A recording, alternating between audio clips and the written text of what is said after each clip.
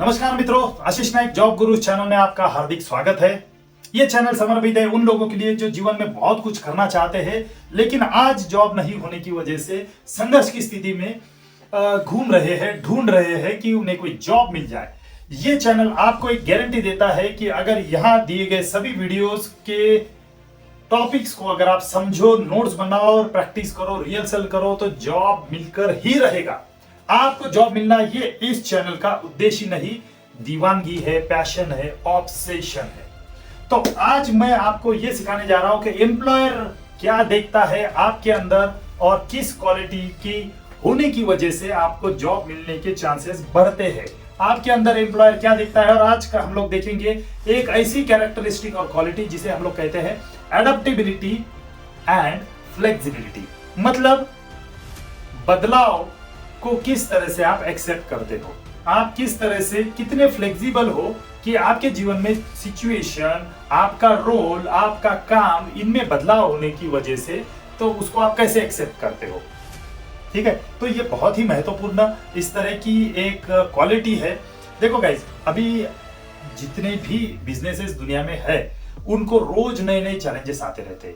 ये world business environment इतना ज्यादा डायनामिक हो चुका है कि यहाँ पर जो सोचकर आप बिजनेस शुरुआत करते हो तो बिजनेस में बहुत बदलाव करने पड़ते हैं, तब जाके एक सक्सेस का फॉर्मूला आपको नजर आता है।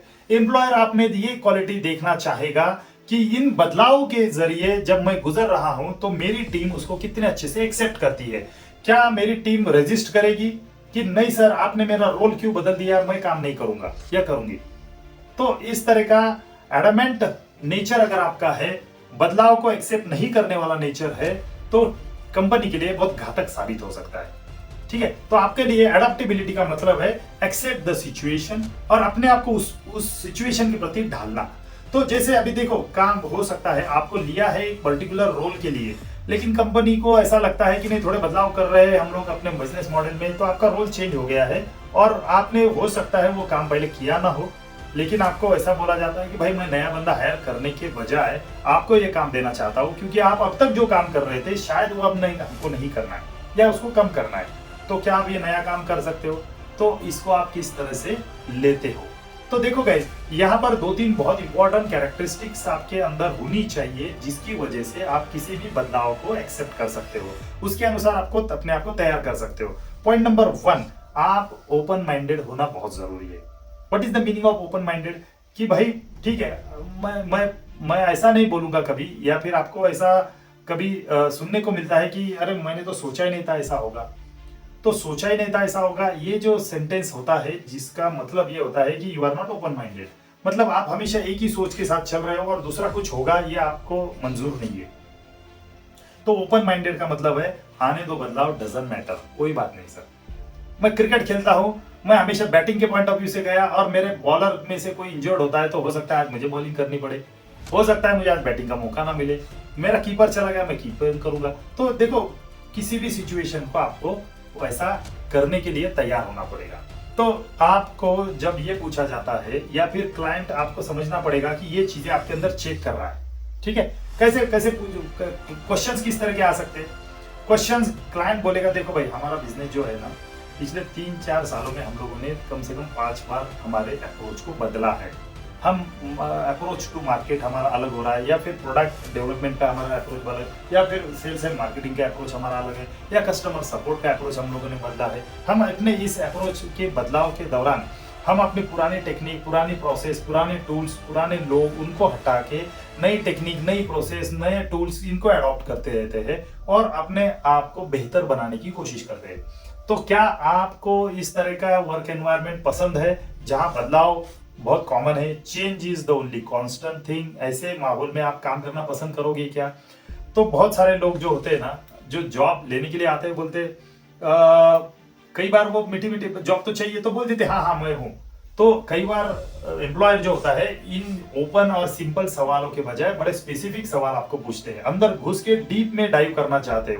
वो आपके मन के अंदर की बात निकालने के लिए आपको बोलेंगे अच्छा ठीक है, अभी मैं आपको ले तो रहा हूँ एचआर एग्जीक्यूटिव की जॉब के लिए, लेकिन हमारे यहाँ ना ऑलरेडी एक एचआर एग्जीक्यूटिव है, तो मैं आपको उसका बैकअप के तौर पे ले रहा हूँ। ठीक है, तो इतना लोड तो होता नहीं है, लेकिन कभी अगर वो छुट्टी पे चली जाए तो काम संभालने वाला कोई ना कोई होना चाहिए, तो इसलिए मैं आपको ले रहा हूँ। लेकिन फिर काम का लोड कम है तो मैं चाहता हूँ कि आपने क्या दूसरा काम भी करो। आपकी इंग्लिश अच्छी लग रही है मुझे, तो हमारे यहाँ कंटेंट राइटिंग का काम बाकी है, तो आप करोगे क्या? तो जैसे ही ये सवाल इस तरह से आता है तो अब जो है एम्प्लॉय जो है, कैंडिडेट जो है बिखर जाता है। बहुत सारे लोग एकदम फिक्स नीचे ये पन के, सर मेरे को तो 3-4 साल एचआर का एक्सपीरियंस है और मैं एचआर के सिवा दूसरा कुछ करूंगी नहीं। वो तो सीधा क्लियरली कई बार इंटरव्यू में बोल देते हैं, नहीं सर नहीं मैं नहीं। अरे एचआर का ही दूसरा काम, अगर वो रिक्रूटमेंट स्पेशलिस्ट है उसको बोल दिया कि भाई एचआर जनरलिस्ट का काम करना पड़ेगा, आप करने के लिए रेडी हो? नहीं सर मैं तो रिक्रूटमेंट ही करना चाहती हूँ। या फिर कोई जर्नलिस्ट आती है और बोलती है मैं 4 साल से जर्नलिस्ट का काम कर रही हूँ, रिक्रूटमेंट नहीं करूंगी सर, सॉरी ये रिक्रूटमेंट मेरा काम नहीं है। अरे बॉस, कंपनी अगर बहुत बड़ी नहीं है तो कंपनी अफोर्ड नहीं कर सकती कि मैं इतने हर एक छोटे छोटे काम के लिए अलग अलग एम्प्लॉय को हायर करूं। No man, not possible. Most of the company में ये मल्टीपल हैट्स आपको पहनने पड़ते हैं, मल्टीपल रोल आपको करने पड़ते हैं, तो उसके लिए आपको ओपन रहना पड़ेगा। एक चीज याद रखो, जितनी बड़ी कंपनी में जाओगे उतना छोटा काम का दायरा आपका होता जाएगा। बड़ी कंपनियों में केवल एचआर डिपार्टमेंट में ही 5-6 अलग अलग सब डिपार्टमेंट्स होते हैं। तो किसी को रिक्रूटमेंट का काम दिया तो बाकी किधर देखने का नहीं, जर्नलिस्ट का काम दिया तो ना आप रिक्रूटमेंट नहीं देख सकते, पेरोल का काम दिया है आपको तो ना रिक्रूटमेंट देखोगे ना जर्नलिस्ट देखोगे, ट्रेनिंग एंड डेवलपमेंट का काम दिया है तो बाकी कुछ नहीं देखोगे, बस ट्रेनिंग एंड डेवलपमेंट देखोगे। तो इस तरह से बहुत सारे और होते हैं सब डिपार्टमेंट्स, उनके लिए स्पेशल लोग रखे थे।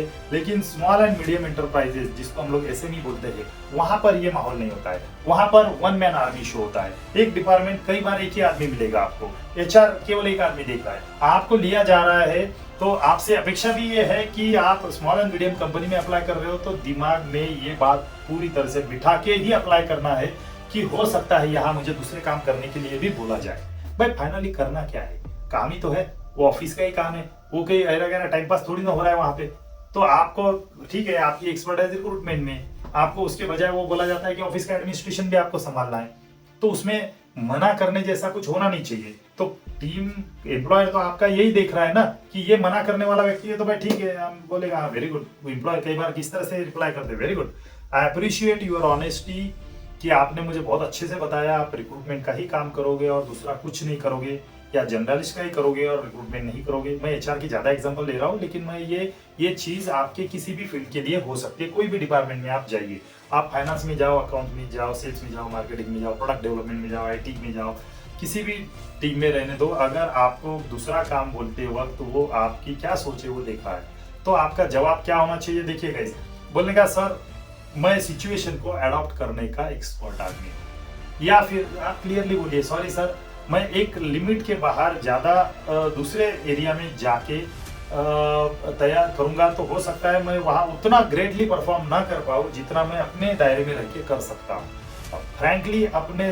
प्रोज एंड कॉन्स को इवेल्युएट करो, आपकी स्ट्रेंथ क्या है, आपका वीकनेस क्या है। अगर आपकी वीकनेस है कि आप कस्टमर से बात नहीं कर सकते और कोई आपको बोलता है आपको मैं कस्टमर सपोर्ट डिपार्टमेंट में डालने जा रहा हूँ, तो आपको सीधा सीधा बोलना है सॉरी सर मैं काम कर सकता हूँ कोई भी, लेकिन कस्टमर से बात करने में मुझे थोड़ा नर्वसनेस आता है, मैं नहीं कर सकता सर, टेलीफोन पे बात करना मेरे लिए पॉसिबल नहीं है। बी ओपन, बी फ्रैंक, आप एडाप्टेबल हो, इसका मतलब ये नहीं कि किसी भी चीज के लिए हाँ बोलना है, सोच समझ कर हाँ बोलना है। लेकिन एडाप्टेबल मतलब ये भी होता है कि मैं सर मेरा डिपार्टमेंट है सेल्स का, तो सेल्स के अंदर बहुत सारे दूसरी चीजें होती है, मैं कोई भी काम करने को तैयार हूँ। मेरा डिपार्टमेंट है मार्केटिंग, मार्केटिंग में 10 टाइप की मार्केटिंग होती है, मैं किसी भी तरह का मार्केटिंग करने को तैयार हूँ। मैं एडाप्टेबल हूँ लेकिन अपने दायरे में रह के, मैं हवा में उड़ने वाला पंछी हूँ तो मैं हवा में ही अच्छे करतब दिखा सकता हूँ, मेरी स्ट्रेंथ वो है। अगर आप बोलते हो मछली के साथ कंपैरिजन करो पानी में तैरने के लिए, तो सर वो मेरी जगह है ही नहीं। मैं मुझे चलो ठीक है आपके लिए मैं तैरना चालू कर लूंगा, लेकिन मैं स्ट्रगल करूंगा सर वहां पे, मुझे पानी में तैरना नहीं आता है। तो एक एग्जाम्पल दिया मैंने आपको, ये मैं बहुत बार देता हूँ एग्जाम्पल। तो यहाँ पर एडॉप्टेबिलिटी का मतलब ये है मैं सिचुएशन को देखकर अपने आप को तैयार करता हूँ, लेकिन not at the cost of my strength. मैं अपनी स्ट्रेंथ को छोड़कर दूसरे काम को लेना सही नहीं समझता सर। ठीक है, आप रिसर्च एंड डेवलपमेंट के डिपार्टमेंट में हो, आपका दिमाग चलता है रिसर्च में, लेकिन अब कंपनी ने 4 प्रोडक्ट बना लिए, बहुत सारा रिसर्च उसमें कंज्यूम हो गया, अब रिसर्च में ज्यादा काम बचा नहीं है। कंपनी चाहती है कि आप किसी और डिपार्टमेंट में जाके करो। कंपनी बोलती है भाई 2-3 ऑप्शन है आपके पास, या तो आप सेल्स में जाओ क्योंकि आपके पास ऑलरेडी प्रोडक्ट का पूरा नॉलेज है, या तो आप प्रोडक्ट मतलब मैन्युफैक्चरिंग के टीम में चले जाओ, या फिर टेस्टिंग के टीम में क्यूए डिपार्टमेंट में चले जाओ। तो आपको क्या बोलना है? देखिए सर, एक चीज है, मेरा प्रोडक्ट कैसा होना चाहिए इसका रिसर्च मैं बहुत अच्छे से करता हूँ, लेकिन सर सेल्स की दुनिया में सर मुझे जो कन्विंसिंग एबिलिटी की जरूरत होती है, किसी को समझाना है चीजें और उसको कन्विंस करना है, वो सर मेरे अंदर वो थोड़ा कम है सर। मैं थोड़ा इंट्रोवर्ट किस्म का आदमी हूँ और ज्यादा बोल नहीं पाता मैं। आपको बोलना है, जो अपना स्ट्रेंथ है, जो अपना वीकनेस है, बिंदास बोलो, कोई दिक्कत नहीं है। लेकिन मुझे लगता है सर क्यूए डिपार्टमेंट में मुझे ये नहीं करना पड़ेगा जो सेल्स में करना पड़ता है। तो मुझे लगता है मैं I am open to that also sir, no problem. मुझे पता है रिसर्च कभी पूरा बंद होता नहीं है, आज नहीं तो कल दोबारा रिसर्च का काम चालू होगा तो मैं वापस उस टीम में चला जाऊंगा। अपने आप को हमेशा इस बारे में तैयार रखो कि जीवन काल जो करियर का स्पैन होता है बहुत बड़ा होता है। 40 साल आपको जॉब करना है और वही एक ही काम कर करके आप बोर हो जाओगे। तो हमेशा ये सोच कर रखना है, ओपन माइंडनेस कैसा होता है कि अगर मैं दूसरा काम करूंगा तो मुझे नई स्किल सीखने को मिलेगी और मेरी वैल्यू बढ़ेगी।